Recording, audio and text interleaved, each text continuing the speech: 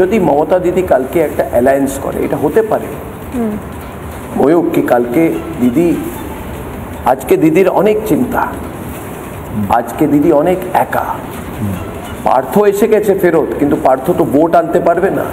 ঠিক, পার্থ যে মাফিয়া, ওদের একটা লিমিটেড ভোট, লিমিটেড ইউটিলিটি। দিদির আজকে অনেক চিন্তা, দিদি অনেক লোককে ফোন করছে, আমি খবর পেয়েছি। দিদি সকাল থেকে দুপুর থেকে অনেক লোককে ফোন করছে, কি হচ্ছে, কি হবে, কি হবে, কি হচ্ছে। তারপরে অখিলেশকে ফোন করেছেন, আর অখিলেশ তারপরে একটা টুইট করেছে কি আমরা বাংলায়, উত্তরপ্রদেশ, তামিলনাড়ুতে যেটা বিহারে হয়েছে সেটা আমি হতে দেব না। মানে পুরোপুরি ব্লেমটা এসআইআর এর উপরে দিয়েছে।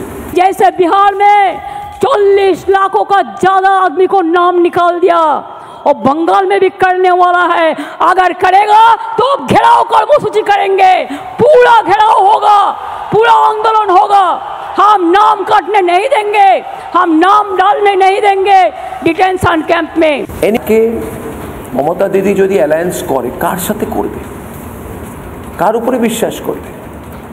কংগ্রেসের উপরে বিশ্বাস করা যায় না।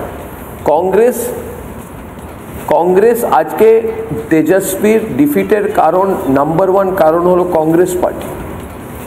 রাহুল গান্ধী দিন রাত কাজ করেছেন উনি তেজস্বীকে হারানোর জন্য।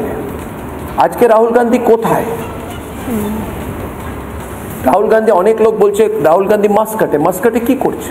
প্রিয়াঙ্কা বাড্রা কোথায়? লোক বলছে নিউ ইয়র্কে কি করছে? আজকে মহাগঠবন্ধন অপোজিশনের সবচেয়ে বড় প্রবলেম, আমরা বিশ্বাস কার উপরে করব?